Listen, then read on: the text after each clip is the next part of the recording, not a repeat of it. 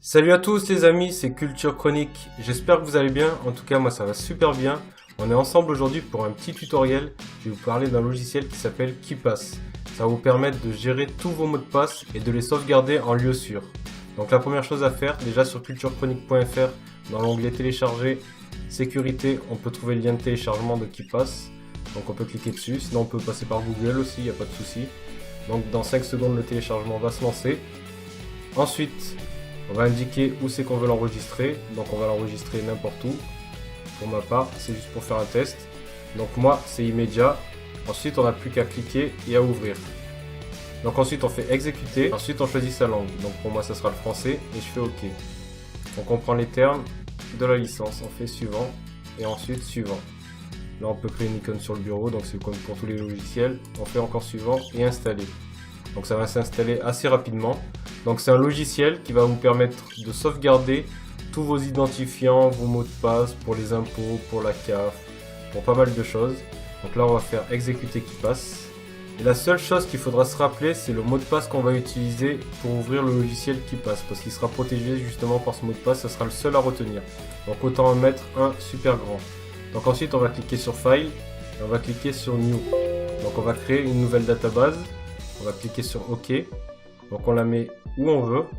Donc dans les documents par exemple, c'est nickel. Voilà, ne vous inquiétez pas, c'est sécurisé. Donc on va mettre un master password. Donc c'est un mot de passe, on va mettre un mot de passe super long, mais moi je vais faire un mot de passe court, c'est juste pour le test. Donc comme je vous ai dit, c'est le seul mot de passe qu'il faudra retenir à chaque fois. Ensuite on fait OK.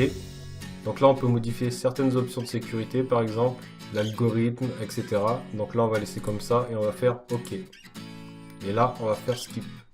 Donc maintenant que la nouvelle database est créée, on va pouvoir mettre des entrées. Donc par exemple, si on a un compte Gmail, donc là on va aller dans Mail, on va cliquer dessus, on va revenir là, on va faire un clic droit. On va faire Add Entry, on va mettre une nouvelle entrée. Donc par exemple, on va l'appeler compte Gmail. Username, on va mettre gmail@gmail.com. Mot de passe de choix, soit vous avez déjà un mot de passe et vous l'entrez, donc vous l'entrez une première fois et ensuite en bas vous l'entrez une deuxième fois, soit ici sur cette petite icône vous pouvez cliquer dessus pour générer un mot de passe aléatoire.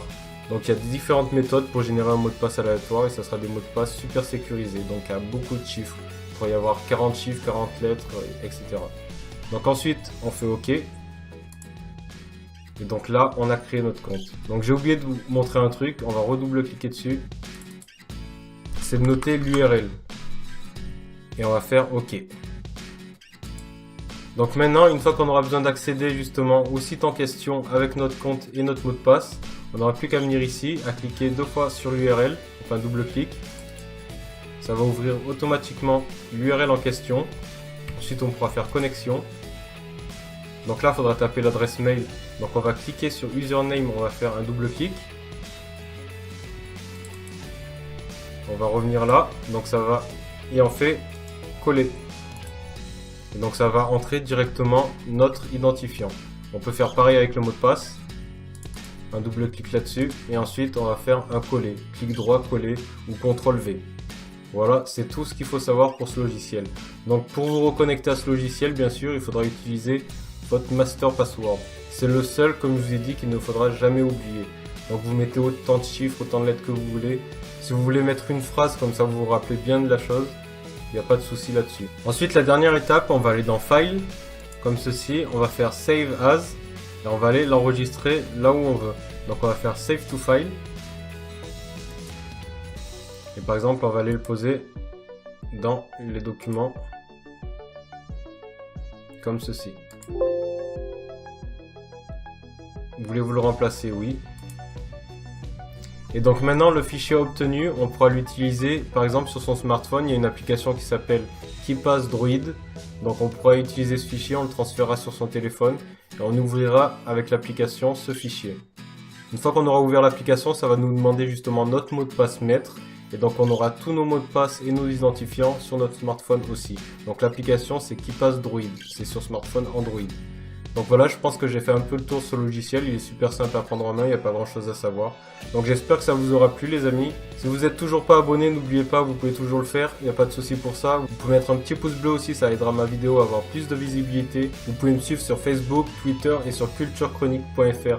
Alors sur ce, passez une bonne fin de journée et à une prochaine pour une prochaine vidéo. Ciao ciao!